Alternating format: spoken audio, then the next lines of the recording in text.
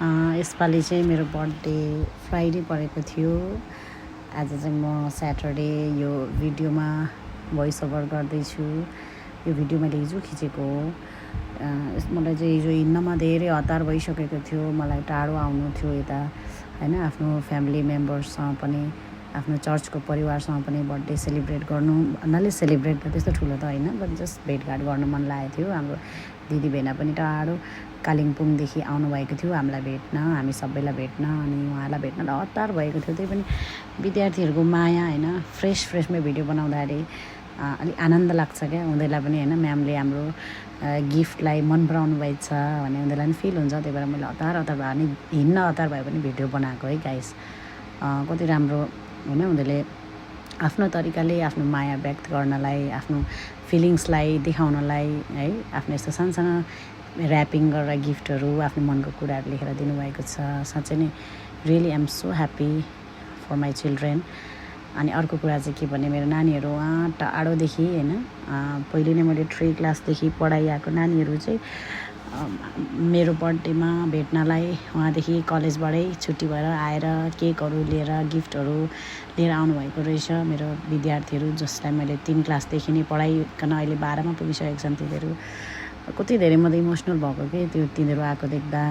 अनि म चाहिँ हजुरलाई थाहै छ, म चाहिँ नयाँ स्कुलमा आएको छु। अनि मलाई कस्तो फिल भएको थियो कि लाइक प्रिभियस स्कुलमा यति धेरै माया पाएको स्टुडेन्टहरूको एज वेल एज कलिग्सहरूको सबैको यति धेरै माया, केयर, सपोर्ट पाएको होइन, कति याद आउँछ। अब नयाँ स्कुलमा चाहिँ कस्तो हुने होला, ला मेरो विद्यार्थीले के गर्ने होला, मन पनि नपराउने होला भन्ने जस्तो लागेको थियो। तर यति धेरै माया दिनुहुन्छ होला, यति धेरै केयर होइन, त्यसको लागि चाहिँ म रियली लकी फिल गर्छु क्या। इन स्टुडेन्टको केसमा चाहिँ भन्नुपर्दाखेरि really I am very lucky. I always got very nice, caring, loving students. So यही हो मेरो कुरा होइन। यस्तो राम्रो गिफ्ट, आफ्नो मनको कुराहरू लेखेर दिनुभएको छ। उहाँहरूलाई चाहिँ विशेष धन्यवाद यो सबै गिफ्ट, मायाको चिनो दिनुभएकोमा। र सम्पूर्ण जसले बर्थडे विस गर्नुभयो, कसैले फेसबुक मार्फत, कसैले टिकटक मार्फत, कसैले मेसेन्जर मेसेज गरेर, उहाँहरू सबैलाई हृदयदेखि धन्यवाद। यति धेरै मेरो दिनलाई स्पेसल बनाइदिनु भयो। Thank you so much. अनि के भन्नु अरू त है, धेरै धन्यवाद सबैलाई मेरो दिन स्पेसल बनाइदिनु भएकोमा। कतिजनाले विस गर्नु भुल्नुभयो होला, फेसबुक नहेरेपछि थाहा हुन्न नि त।